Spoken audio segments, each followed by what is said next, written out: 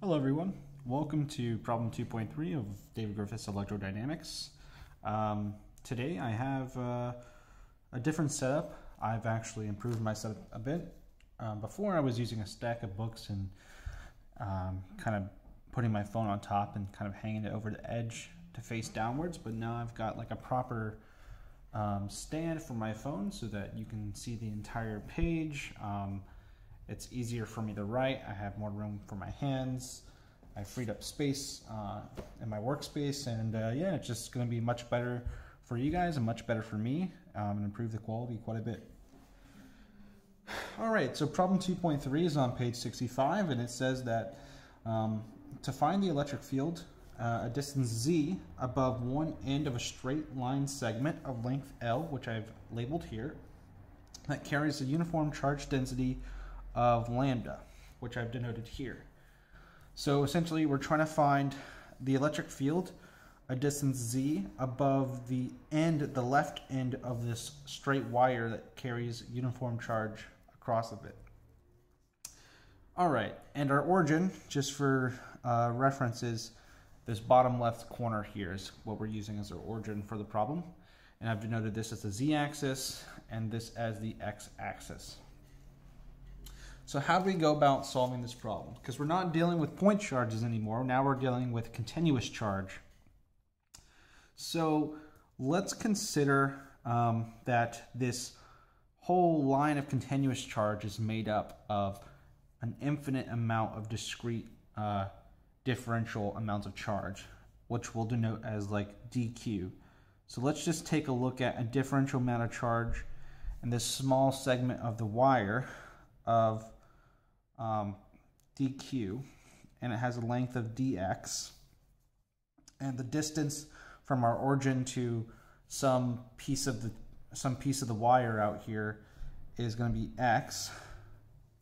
And so this differential amount of charge here on this wire, which could be at any point along this wire, I just decided to choose this little segment here,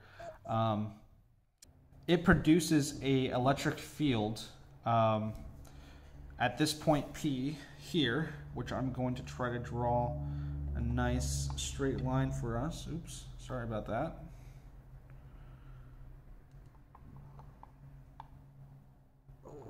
Something like that. I did my best.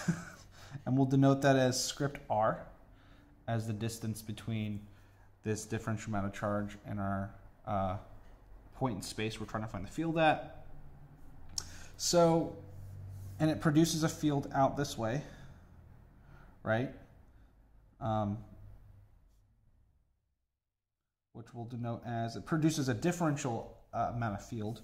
We'll call this dE, because this tiny amount of charge does produce a field, but it's very, very small.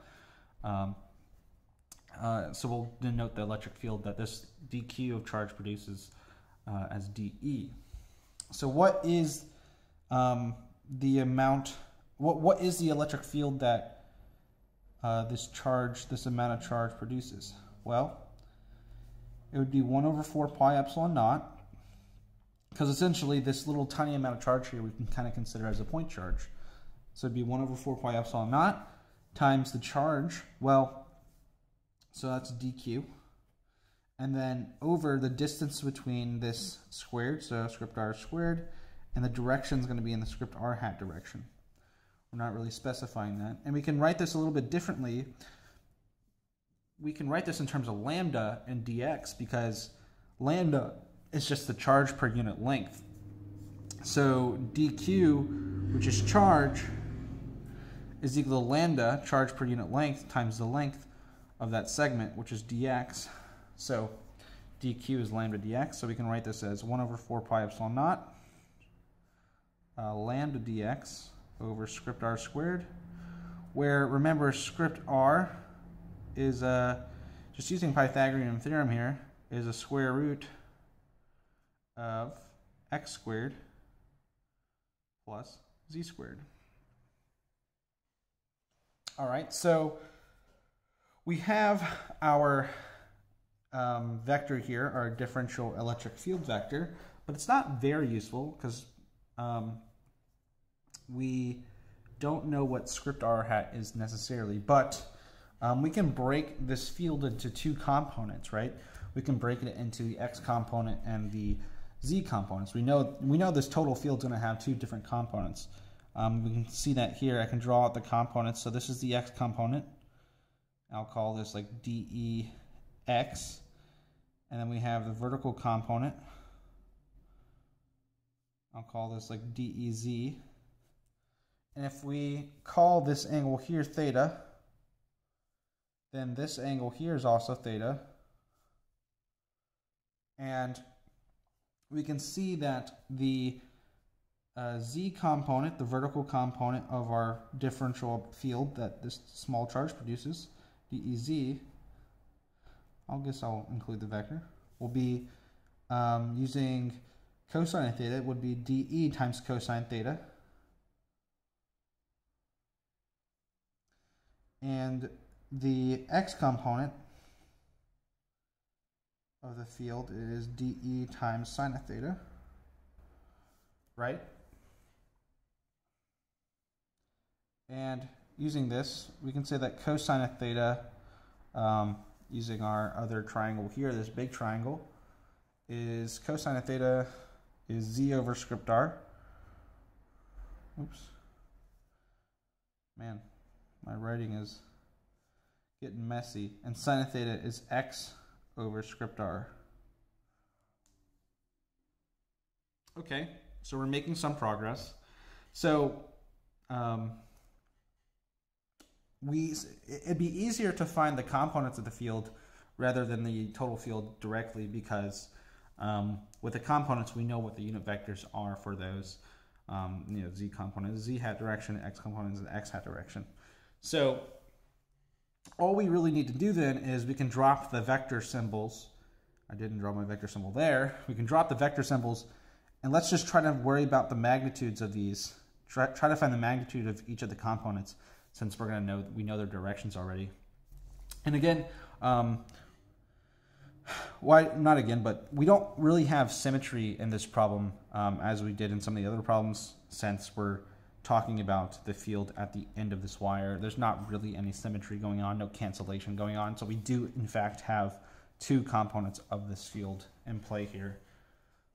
So the magnitude then of DEZ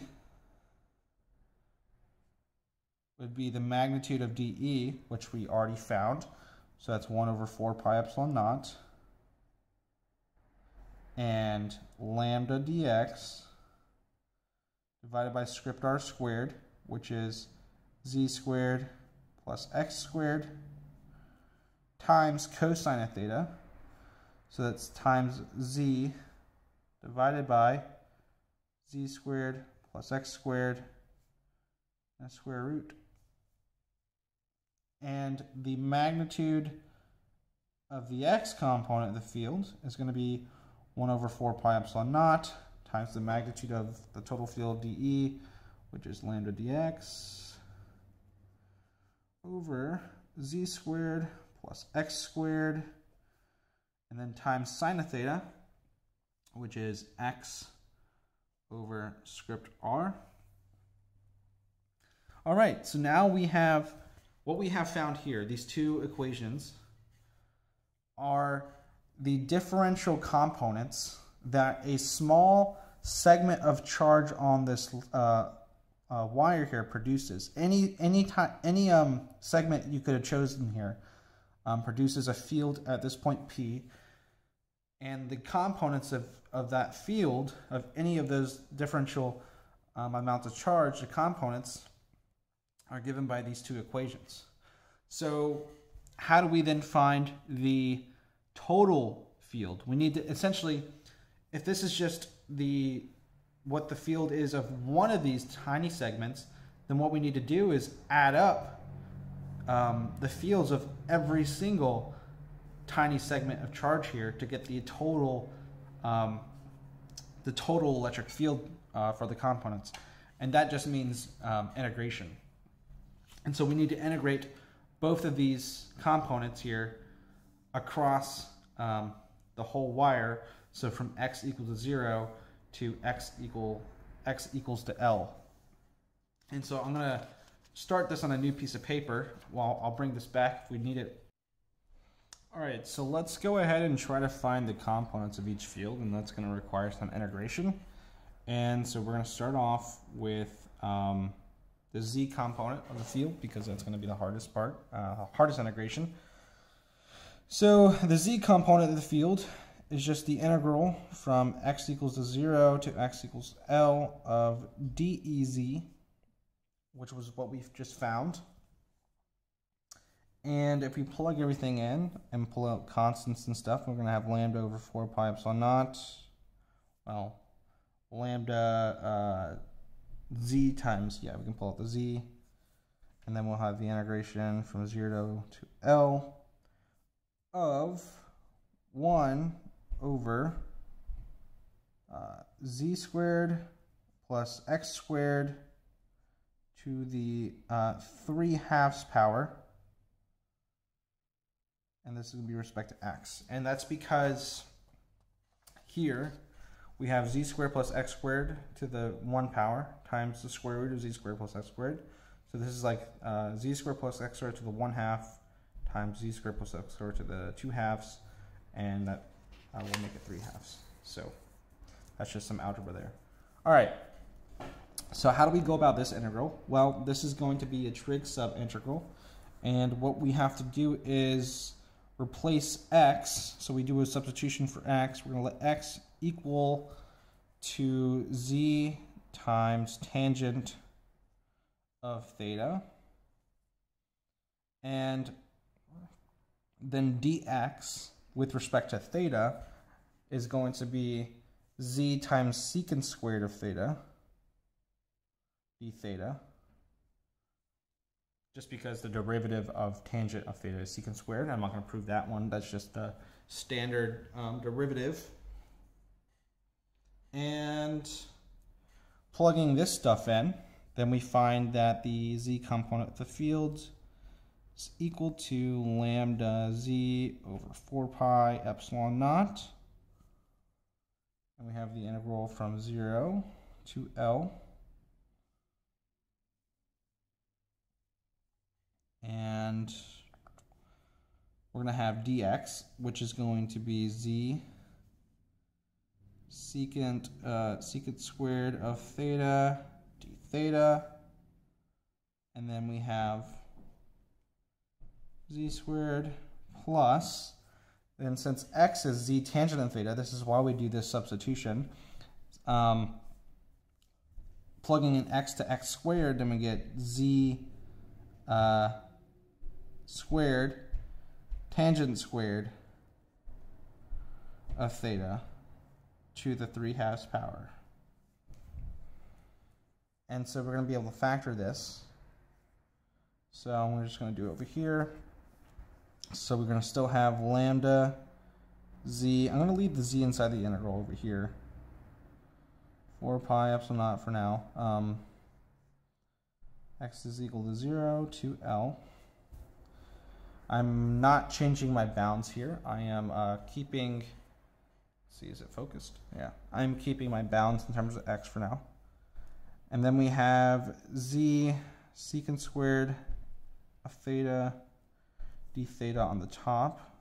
And then if we factor out within the 3/2, if we factor out z squared, we have z squared. We have 1 plus tangent squared of theta to the 3/2. All right, so factoring this out, we get, let's see, Ez equal to lambda z over 4 pi epsilon naught. Then we have the integral from 0 to L of z secant squared of theta d theta all over. So z squared raised to the 3/2 power is going to be z cubed. So we're going to have z cubed on the bottom. And then 1 plus tangent squared is secant squared. That's just a trigonometric identity. So then we're going to have secant squared raised to the 3/2 power, which is going to be secant cubed of theta. And so our secant squared cancels on the top, and we just have secant on the bottom. And for now, we're going to have those two z's cancel, and we have a z on the bottom. So writing all this, we have lambda over 4 pi epsilon naught z, and we have the integral from x is equal to 0 to L of 1 over secant of theta d theta.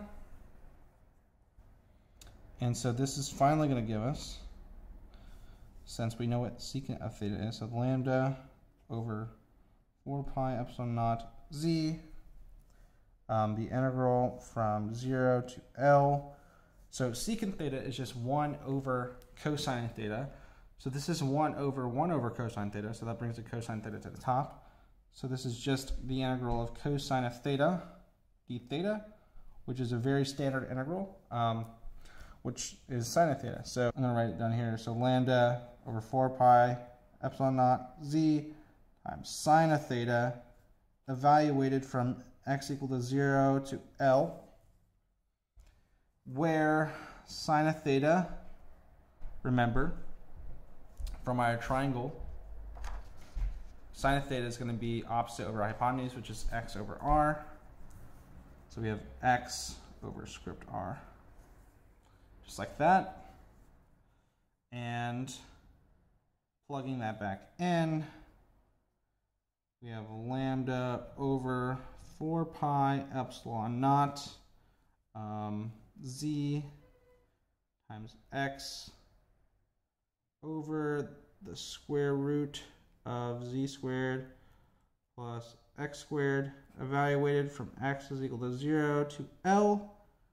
So plugging in doing our bounds, this is going to be equal to, when we plug in L, we're going to replace x with L in these two places.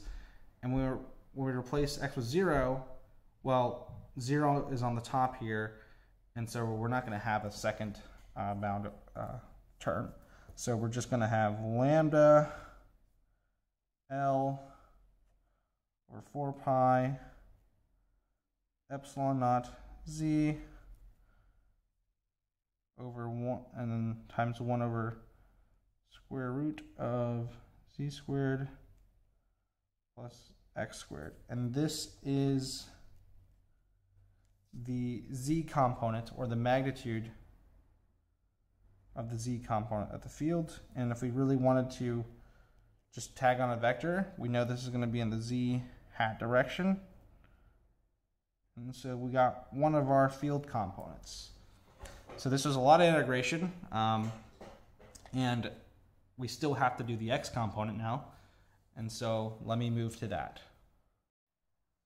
All right, so now we're moving on to the x component of the field, which is a bit easier since we don't have to do trig substitution.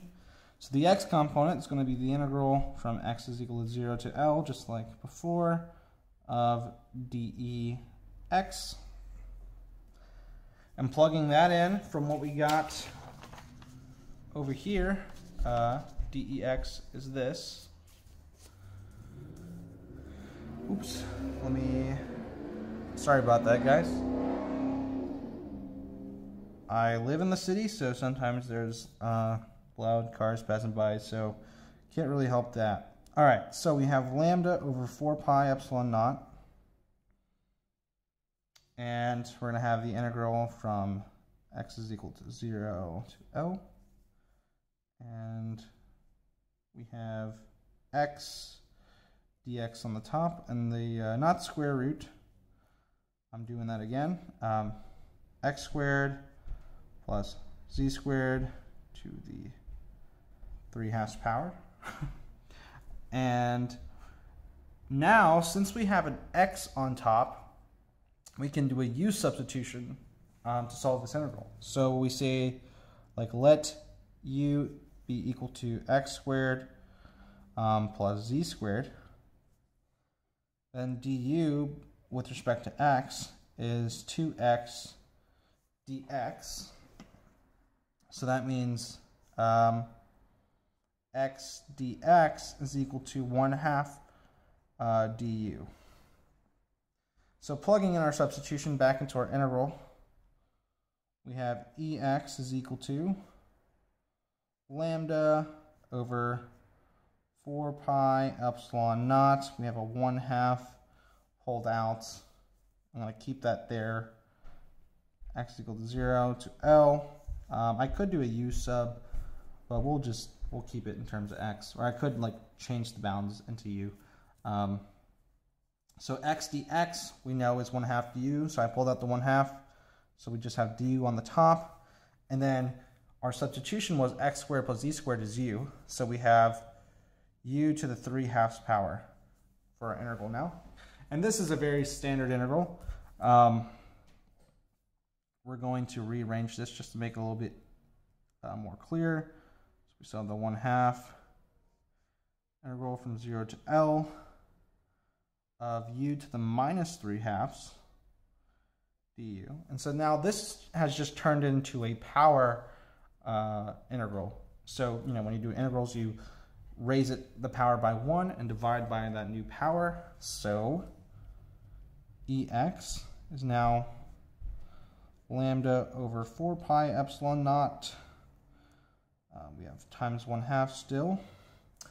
And when we raise the power here, negative 3/2 by 1, that becomes negative 1/2. We add 1 to it, so it becomes negative 1/2. And then we divide by negative 1/2, which is the same as multiplying by negative 2. So I'm going to write times negative 2 here. And so essentially this 1/2 and 2 cancels. We still have this negative sign here that we can't forget about. And we have u to the minus 1/2 power, evaluated from x equal to 0 to L. So let me just rewrite this. We have a negative sign, negative 2 lambda over 4 pi epsilon naught. And then u is x squared plus z squared, and negative 1/2 is just 1 over the square root. So we have 1 over the square root of z squared plus x squared. All right. And then just evaluating this from x is equal to 0 to x is equal to L. So we have ex is equal to, we're going to have this common factor here. So I am going to, oh, I don't know why I included the 2. I'm sorry. I said it canceled out, but forgive me. That 2 is no longer there. That 2 canceled out with the 1/2. All right, so we have lambda over 4 pi epsilon naught as a common factor that we can keep out. And then when we evaluate our bounds here, so we plug in L, we're going to have 1 over, we're going to have a negative here, since our negative sign, negative 1 over the square root of L squared plus Z squared, and then minus negative, so that's going to be a plus. We plug in 0 for x, so that's just going to be the square root of Z squared, which would be Z. So we have plus 1 over Z. Okay, so I believe I messed up a minus sign somewhere. And I just double checked. I was going to factor out this minus sign, and which would have given me the right thing in here if I reversed that, except then the minus sign out here would have been wrong. So I was off by a minus sign somewhere. I'm not exactly sure where I went wrong, but I double checked with the book and I was just off by a minus sign. And so this is what the magnitude of the x component should be. And if we just tag on the vector symbol, we can say this is in the x hat direction. So we can say that this is the x component of our electric field. All right. So putting all of this together, we now have the x component and we now have the z component. So we can say, let me get everything together, that the total field E, you have lambda over 4 pi epsilon naught,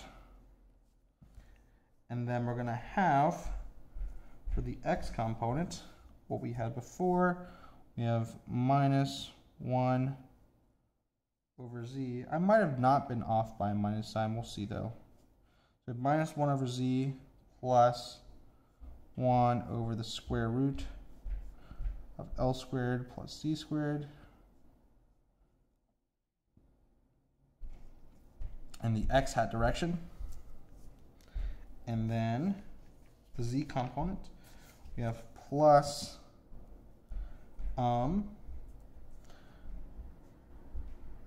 L over z times the square root of L squared plus C squared to the in the z hat direction. And this is the total electric field. And the final part just says to check that your formula is consistent with what you would expect for the case that z is much, much greater than L. So if z is, meaning that the distance above the wire is much, much, much greater than the length of the wire. So for z much, much greater than L, what is this reduced to? So we have z is super big, so this term essentially is 0. We get, well, we know we have our lambda over 4 pi epsilon naught still. We have, so this term goes away, we have z squared, so big number here becomes even bigger, and so we can get rid of the L, it just becomes the square root of z, so plus 1 over z, and so that actually cancels out, and the x component goes away. Okay, and then what about this? Well, L squared is negligible here, so we have the square root of z squared, which is z, so we have z times z squared. So really what we just have is lambda L times over z squared and the z hat direction, which is just equal to lambda times L. That's just the total charge on the wire, because this is the charge per unit length times the whole length of the wire. So this just becomes Q over 4 pi epsilon naught z squared and the z hat direction. And this is essentially a field of a point charge. Once you get so far away from the wire that the length of the wire is so small compared to how far you are, the wire just starts to look like a point charge, and the field just drops off as the distance squared from the wire, and essentially just looks like the field of a point charge. All right, so that is the entire problem 2.3. It is quite a lengthy problem. It was quite a lot of work, and thankfully once we get past this section, we'll start learning some tools, like we'll start being able to use some tools like Gauss's law and stuff to make solving these kinds of problems much, much easier. So, all right, thank you guys for watching. I hope you enjoyed this video. It was a lot of integration, a lot of work, and if you are enjoying these, feel free to subscribe, and I can't wait to see you guys on problem 2.4. Thank you guys.